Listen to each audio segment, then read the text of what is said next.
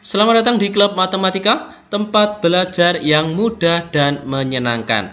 Pada kesempatan kali ini kita akan belajar bersama-sama di video pembelajaran kelas 5, tema 3, subtema 2, pembelajaran 1 bersama kami Klub Matematika. Ayo kita perhatikan di sini ada sebuah gambar. Yang di sebelah kanan ini adalah gambar buah dan sayur, kemudian ada susu juga.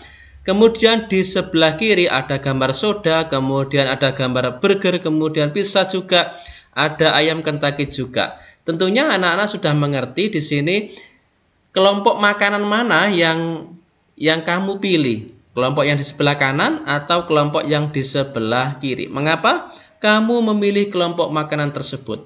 Kita harus paham di sini yang di sebelah kanan, buah, sayur segar, dan susu ini adalah termasuk makanan sehat. Kemudian yang di sebelah kiri ini adalah makanan cepat saji ya, yang kurang baik untuk kesehatan kita ya. Kemudian ayo kita membaca. Di sini ada percakapan, kita baca percakapan di bawah ini dengan cermat. Semalam aku melihat iklan tentang obat sakit perut baru untuk anak-anak di televisi loh. Kemudian Udi menjawab, wah sudah ada iklan baru lagi. Sepertinya itu produk baru ya. Betul, iklan itu menarik karena iklannya dibuat seperti film. Ternyata media iklan itu bermacam-macam ya. Kalau kamu suka iklan di media cetak seperti di koran dan majalah atau media elektronik? Kalau aku lebih suka media elektronik karena gambarnya dapat bergerak dan ada suaranya. Jadi lebih seru. Kalau aku suka kedua-duanya. Sekalipun iklan di media elektronik memang terdengar lebih seru, tetapi iklan di media cetak juga banyak yang bagus. Gambar-gambar yang dipergunakan memiliki warna yang cerah dan kalimat iklannya juga bagus-bagus. Ini adalah percakapan mengenai iklan, ada iklan yang baru. Dari percakapan tadi, ayo kita tuliskan perbedaan antara iklan media cetak dan iklan media elektronik di kolom yang kita sediakan di sini. Yang kita bahas yang pertama adalah iklan media cetak. Ciri-ciri dari iklan media cetak yaitu yang pertama adalah melalui proses percetakan. Yang kedua, isi pesannya tercetak, artinya dapat dibaca di mana saja dan kapan saja. Yang kedua, isi pesan dapat dibaca berulang-ulang. Yang keempat, tidak dapat menyajikan pendapat narasumber secara langsung. Jadi tidak ada audionya. Kemudian, yang iklan media elektronik di sini melalui proses pemancaran atau transmisi.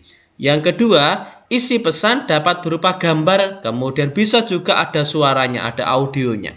Yang ketiga, isi pesan tidak dapat diulang. Kemudian yang keempat, dapat menyajikan pendapat narasumber secara langsung. Ini adalah perbedaan mengenai iklan media cetak kemudian dengan iklan media elektronik. Tentunya sudah paham ya mengenai perbedaan iklan media cetak dan elektronik. Sekarang ayo kita berdiskusi. Bentuklah sebuah kelompok yang terdiri atas 4 siswa, bisa juga 3 siswa juga ya. Kita gunakan kertas gambar A4 dan bagilah menjadi 3 kolom seperti di bawah ini. Seperti ini kolomnya, diskusikan dengan teman sekelompokmu tentang iklan-iklan yang pernah dilihat atau yang pernah ditonton. Jenis iklan di sini bisa iklan media cetak ataupun bisa iklan media elektronik. Dan alasan kamu mengelompokkannya dalam media tersebut. Jadi nama iklannya apa, termasuk media cetak atau elektronik. Kemudian alasan pemilihan medianya apa. Jadi termasuk media cetak atau termasuk media elektronik, alasannya apa. Kita pilih 4 iklan ya. Selanjutnya di sini siang itu siswa-siswi kelas 5 sedang beristirahat di depan kelas. Ayo kita perhatikan percakapan mereka. Aduh, perutku sakit. Wah, kenapa Lan? Sepertinya mahku kambuh. Kemarin mahku juga kambuh Lan. dokterku memberikan obat mah seperti yang ada di iklan televisi. Bahkan ada obat mah yang memiliki aneka rasa. Mungkin kamu pernah meminumnya. Oh ya, aku jadi teringat. Ternyata aku memiliki obat mah yang kamu maksud di dalam tasku, Yu. Terima kasih atas perhatiannya ya. Lalu, apa kata doktermu waktu itu, Dayu? Apa yang menyebabkan mah kita kambuh? Itu adalah percakapan mereka. Sekarang kita masih ingat mengenai cerita dari Dayu tentang mahnya yang kambuh. Ayo kita ulas kembali mengenai penyebab seseorang dapat terserang penyakit mah. Jadi ada beberapa faktor yang menyebabkan seseorang bisa terkena penyakit mah. Di antaranya adalah sering mengkonsumsi makanan yang tidak sehat, pola makan yang tidak teratur, kemudian terlalu banyak mengkonsumsi makanan pedas, makanan berlemak, atau makanan berminyak. Itu merupakan salah satu contoh penyebab terjadinya penyakit mah. Selain gangguan mah, sistem pencernaan kita dapat mengalami gangguan lainnya. Ada beberapa faktor yang menyebabkan gangguan tersebut. Misalnya kita mengkonsumsi makanan yang tidak sehat dan pola makan yang tidak teratur. Nah, sekarang ayo kita berdiskusi. Diskusikanlah peta pikiran mengenai berbagai macam gangguan umum dari sistem pencernaan manusia. Peta pikiran tersebut harus dapat mencakup beberapa hal. Di antaranya, ada keterangan mengenai setiap gangguan sistem pencernaan, ada penyebabnya, kemudian gejala dari gangguan tersebut, kemudian cara mengatasinya. Ya, sebagai contoh di sini ada peta konsep di sini. Yang di sebelah kiri adalah penyakit mah, yang di sebelah kanan masih titik-titik, artinya kita bisa isi dengan penyakit yang lain. Kita mulai dari penyakit mah dulu, yaitu tentang gejala. Gejala penyakit mah di sini perut terasa penuh setelah makan. Kemudian ada rasa panas pada ulu hati. Jadi sebenarnya banyak ini gejala mah. Ini hanya saya sebutkan 2 saja. Kemudian cara mengatasinya, cara mengatasi penyakit mah, yaitu kita harus menghindari makanan berlemak tinggi. Kemudian kita juga harus makan yang teratur, pola makan yang teratur. Kemudian di sini yang ketiga adalah mah disebabkan oleh apa? Mah disebabkan oleh pola makan yang tidak teratur, kemudian suka makan pedas dan berlemak. Kesimpulannya, mah merupakan rasa yang tidak nyaman pada perut sebelah atas atau pada ulu hati. Kemudian penyakit berikutnya di sini ada, yaitu kita sebutkan di sini sebagai contoh diare. Dari diare di sini kita coba cara mengatasinya dulu. Cara mengatasinya kita bisa minum Oralit. Gejalanya bisa di sini feses, lembek dan cair, sering mual dan ingin muntah. Kemudian diare disebabkan oleh intoleransi terhadap makanan, bisa juga disebabkan oleh virus. Diare merupakan penyakit sering buang air besar lebih sering dari biasanya. Jadi di ini kita hanya bahas 2, yaitu tentang mah dan diare. Oke, selanjutnya di sini ayo kita mencoba. Bekerjalah dalam kelompok, pilihlah salah satu macam gangguan pencernaan. Rancanglah poster yang menerangkan tentang gangguan pencernaan tersebut. Isi poster tersebut harus sama dengan isi peta pikiran yang telah kamu buat sebelumnya. Namun, ukuran poster harus lebih besar. Perhatikan beberapa hal berikut. Misalnya yang pertama adalah judul poster. Di sini judul poster harus dapat terbaca dari jarak minimal 2 meter. Dan judul poster harus menarik perhatian. Faktor kedua, yaitu informasi. Di sini disajikan dalam bentuk poin. Tulisan harus rapi dan cukup besar agar terbaca dari jarak minimal 1 meter. Kemudian, informasi terdiri atas keterangan mengenai topik pembahasan, penyebab gangguan, gejala dari gangguan, kemudian cara mengatasi gangguan tersebut. Selanjutnya di sini yaitu grafik. Artinya poster akan lebih menarik jika dilengkapi dengan grafik atau gambar-gambar, ya. Yang keempat yaitu sumber. Artinya di sini cantumkan sumber informasi yang digunakan.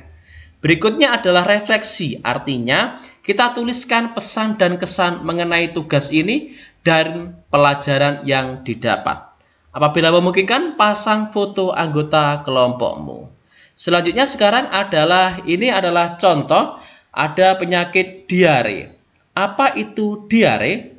Diare adalah buang air besar dengan tinja encer atau berair dengan frekuensi lebih sering dari biasanya. Bagaimana tanda diare? Tanda dan gejala yang biasanya menyertai penyakit diare adalah buang air besarnya encer, sering kram perut, nyeri perut, ada demam, adanya darah dalam tinja atau feses, kemudian perut kembung.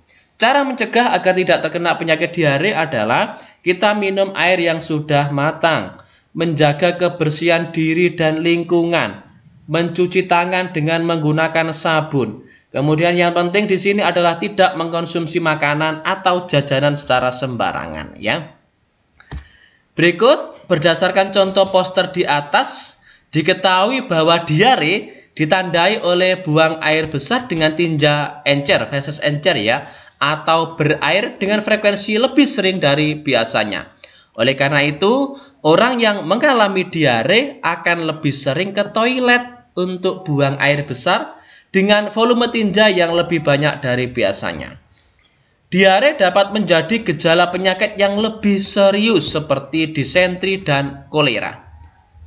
Gejala yang biasanya ditemukan adalah buang air besar terus-menerus disertai rasa mulas yang berkepanjangan. Kemudian ada dehidrasinya, mual dan muntah.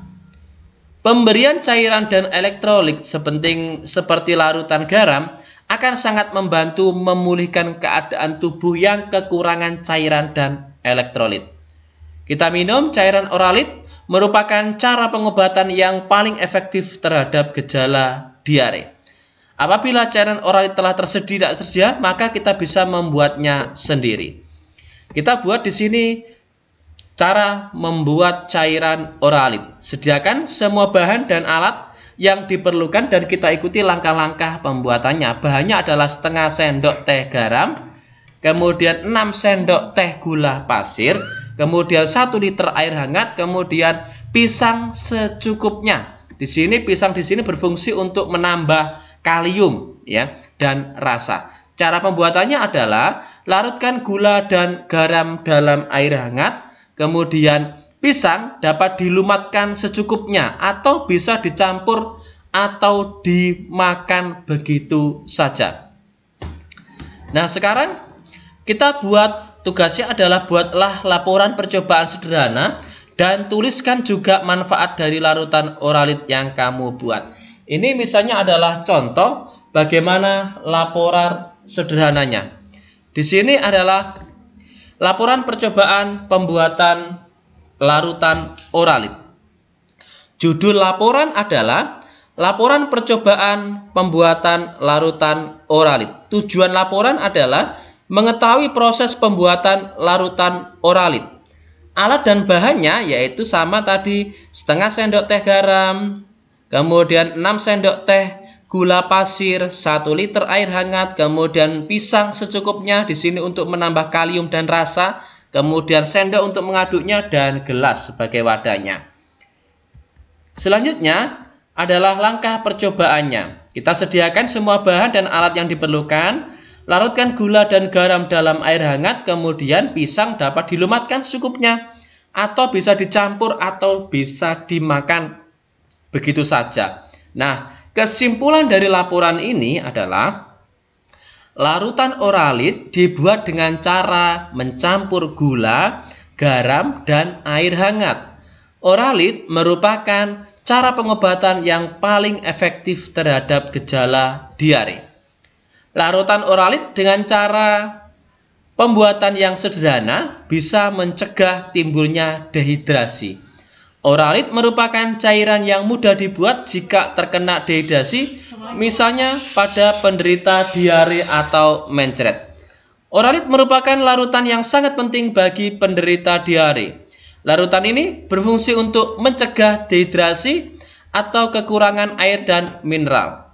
Dehidrasi yang terjadi pada penderita diare akan sangat berbahaya karena dapat memperparah keadaan, bahkan bisa menyebabkan kematian. Oke, demikian video sederhana dari kami Klub Matematika. Semoga video sederhana ini bisa bermanfaat untuk kita semua. Jangan lupa like, subscribe, bagikan jika dirasa video ini bisa bermanfaat bagi orang lain. Terima kasih dan tonton kami di video selanjutnya di Klub Matematika, tempat belajar yang mudah dan menyenangkan.